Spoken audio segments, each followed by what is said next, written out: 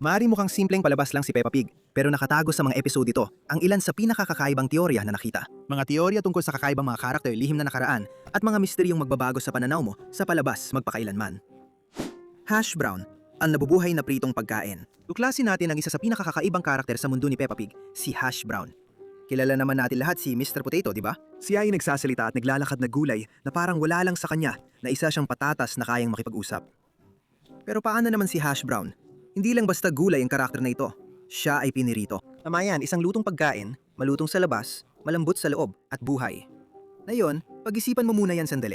Pinag-uusapan natin dito ang isang bagay na binalatan, hiniwa, at pagkatapos ay pinirito. Hindi lang siya basta-bastang hilaw na patatas tulad ni Mr. Potato. Isa siyang ganap na luto at ginintuang kayumangging misteryo. Paano nga ba nangyari yon? Nabuhay rin ba si Hash Brown bilang isang normal na patatas, katulad ni Mr. Potato? At sa hindi maipaliwanag na pangyayari, nauwi siya sa fryer? O posible kayan may gumawa nito sa kanya? At dito na nagsisimulang nakakakilabot ang lahat. Ang isang nabubuhay na pagkain ay kakaiba na talaga. Pero isang piniritong nabubuhay na pagkain. Ang daming nakakakilabot na tanong dyan. Nabuhay ba siya matapos iprito? Naalala pa ba niya kung anong pakiramdam na maging isang ordinaryong patatas bago siya baguhin ng init at mantika? Ang mas nakakakilabot pa dito, walang nagpapaliwanag nito. Tuloy lang ang palabas, parang normal lang na may nagsasalitang piniritong pagkain na kasama ng barkada. Yung kawalan ng sagot, yung nakakakilabot na katahimikan tungkol dito. Ito yung klase ng bagay na tumatatak sa'yo at mag-iiwan ng tanong kung gaano kalalim ang kakaibang sabwatan tungkol sa pagkain sa mundo ni Peppa. Si Grandpa Rabbit ay mahigit 100 taong gulang na.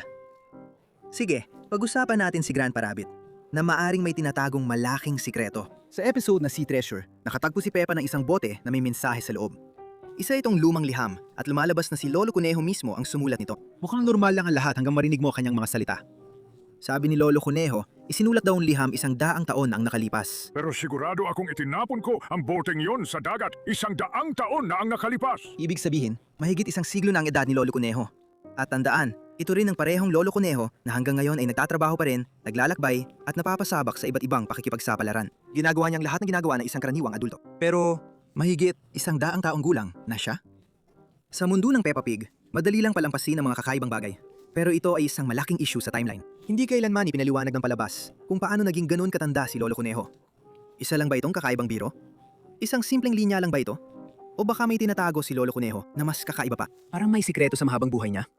Posible kayang may mahiwagang paliwanag? Baka may taglay si Lolo Conejo na kapangyarihang sobrenatural? O baka bahagi siya ng isang hindi pinag-uusapan pang sikreto ng pamilya? Nabubuhay na siya sa loob ng maraming siglo. Maaring alam niya ang mga bagay na hindi natin kayang maintindihan. Ngayon, tingnan naman natin ang bahay ni Rebecca Conejo dahil may mga bagay na hindi tugma. Nakatira si Rebecca sa isang komportabling bahay sa ilalim ng lupa na inukit mismo sa isang burol. Medyo kakaiba ang ayos ng bahay nila. Pero dito na nagiging nakakalito ang lahat. Sa episode na Baha, nalaman natin na ang bayan ni Peppa Pig ay itinayo sa mataas na bahagi ng bundok dahil palaging binabaha ito. Kung ang buong bayan ay nanganganib na mabaha, paano nananatiling tuyo ang bahay sa ilalim ng lupa ni Rebecca? Ngayon, pag-isipan mo.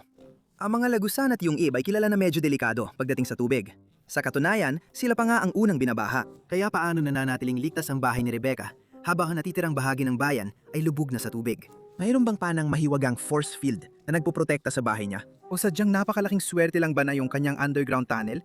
Ang tanging bahagi ng buong bayan na hindi binabaha. Pag-usapan natin si Carol Cow. Isang karakter na sa unang tingin ay parang isa lang sa mga minor na miyembro ng Peppa Pig universe. Ilang beses siyang lumalabas, kadalasan ay kasama si Mrs. Cow, na inakala ng lahat na kanyang ina. Pero may kakaiba sa relasyon nilang dalawa. Parang may hindi tugma. At ito ang dahilan kung bakit. Sa ilang mga episode, nakikita natin sina Mrs. Cow at Carol na magkasama na parang anak ni si Carol. Iisipin mong kumpirmado na, di ba? Anak ni si Carol. Pero dito na lumalalim ang misteryo. Wala si Carol sa kasal ni Mrs. Cow. Isipin mo. Malalaking okasyon ang mga kasal, lalo na sa mundo ni Peppa Pig. At kung tunay ngang anak ni Mrs. Cow si Carol, bakit wala siya ron? Hindi palalampasin ng isang miyembro ng pamilya ang ganitong kahalagang okasyon. Pero hindi siya nagpakita kahit minsan. Walang paliwanag. Sa mundo ni Peppa Pig, kung saan madalas sa simple lang ang mga bagay, ang pagkawala ni Carol sa mahahalagang sandali at ang kakaiba niyang sitwasyon sa paaralan ay maaring magpahiwatig na may mas malalim pang kwento tungkol sa kanya. Paano kung may tinatago siyang lihim? O paano kung hindi talaga siya bahagi ng pamilyang ito? Maaring totoo si Leo Lion. Sige, pag-usapan natin si Susie Sheep at ang di umani imaginary friend niyang si Leo Lion. Ito ang bago kong kaibigan, si Leo Lion. Sa unang tingin, parang normal lang na pantasya ng bata, di ba? Madalas namang magkaroon ng imahinaryong kaibigan ng mga bata at hindi naiiba si Susie. Binanggit lang niya si Leo kay Peppa sa isang episode Na parang normal lang na laro ng mga bata. Pero sandali lang. Paano kung hindi lang basta imahinaryong kaibigan si Leo? Paano kung may mas malalim pa dito? May ilang tagahanga na nagsabi na baka totoong tao talaga si Leo. Baka hindi lang siya bunga ng imahinasyon ni Susie, kundi isang tao o nilalang na talagang nakikita niya. Ngayon, dito na nagiging mas madilim ang usapan. Napansin mo ba na wala si Tatay Tupa ni Susie? Kahit kailan, hindi siya lumalabas o nababanggit man lang. Alam naman natin na may mga batang lumalaki na iisa lang ang magulang at ayos lang yon. Pero paano kung may mas malalim pa dito kaysa sa nakikita natin? May ilang teorya na nagsasabing si Susie ay isang clone, eksaktong kopya ng genes ng kanyang nanay, si Mami Tupa. Isipin mo, kamukha niya ang kanyang nanay, pareho pa sila ng ugali, at misteryosong wala ang kanyang tatay. Kung totoo ang teoryang ito, baka nahihirapan si Susie sa mga komplikasyon ng kanyang pagkatao. At dito papasok si Leo. Alam natin na si Peppa ay may paboritong teddy, at si George ay may dinosaur. Kaya, bakit hindi rin si Susie?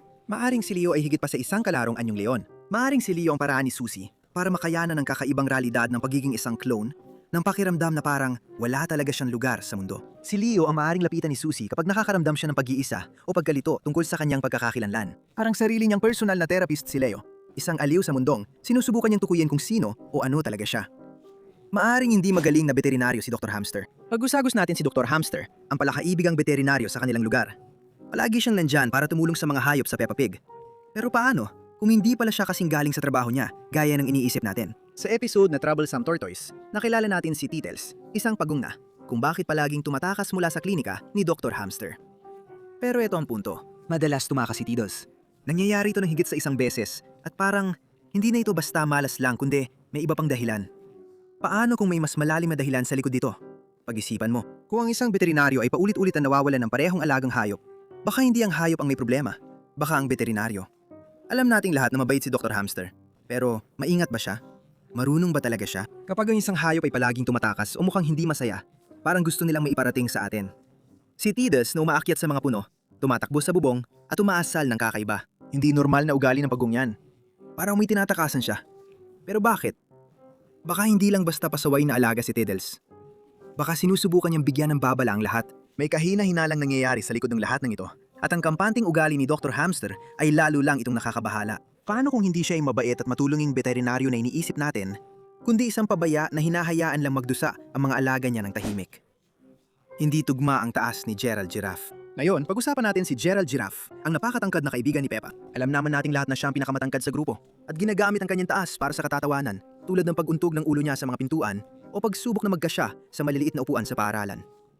Pero heto ang totoong misteryo. Bakit nga ba napakatangkad ni Gerald Giraffe? Habang sina Edmund at Emily, elephants ay maliliit lang? Pag-isipan mo. Ang mga elepante ay malalaking hayop sa totoong buhay. Pero sina Edmund at Emily ay bahagya lang na mas malaki kina Peppa at George. Dapat elepante sila, pero kasing laki lang sila ng mga ordinaryong bata. Paano nangyari yon? Hindi ba't dapat mas matangkad sila ng kahit isang talampakan kaysa sa iba? Kaya, ito ang ilan sa mga pinakakakaibang teorya tungkol sa Peppa Pig. Sa tingin mo ba may totoo sa alinman dito? O puro malalabong ideya lang ng mga tagahanga? Ipaalam mo sa amin sa mga komento. At gaya ng dati, magkikita-kita tayo sa susunod na video.